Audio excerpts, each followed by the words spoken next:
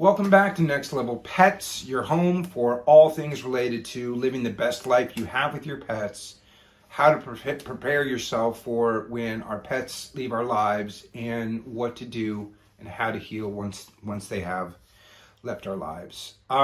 Today I want to talk about something that's been very interesting in my work over the years, working with clients as they're healing from the loss of a pet.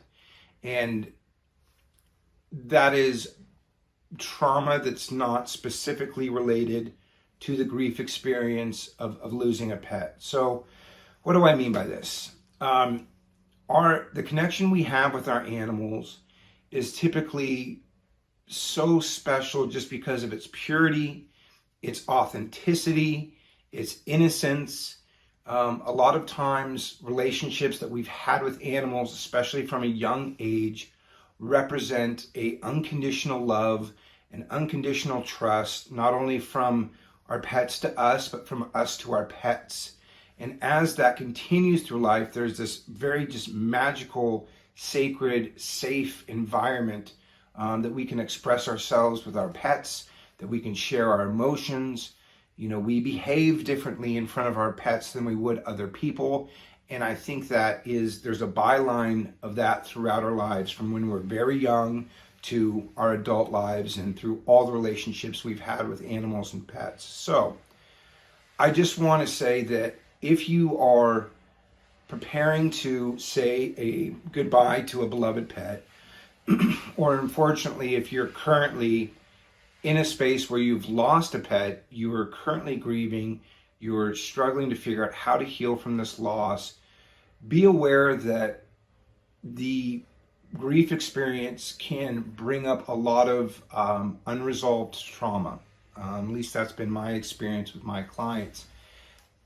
And I was surprised to in the beginning to see this happen, but now, after several years, it makes sense.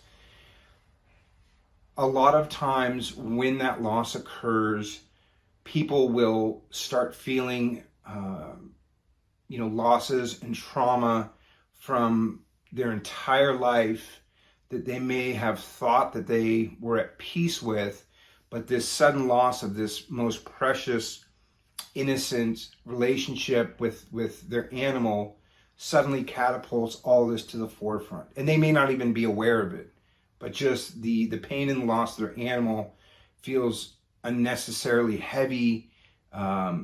Besides the guilt factors that are unique to the pet loss grief experience, but they'll find themselves dealing with past experiences that they, obviously have not processed or are still carrying a lot of emotional charge to.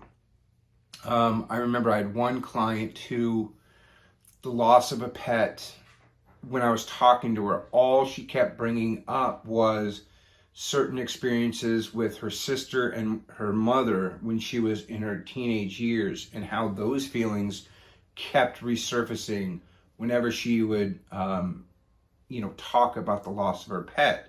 And rightfully so. The experiences she had when she was young was at a point where innocence and trust were, being violated.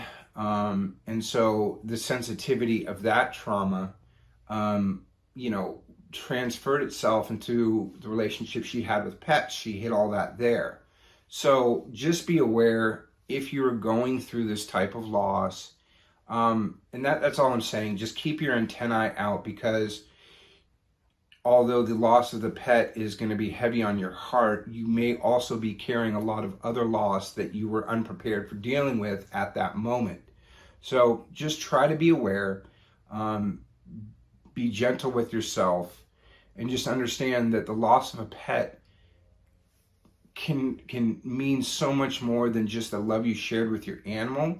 It can be a loss of innocence. It can be a loss of, just trust in the world in general, and that safety and that trust that is lost can be something that was started in childhood. So there can be a lot more behind it.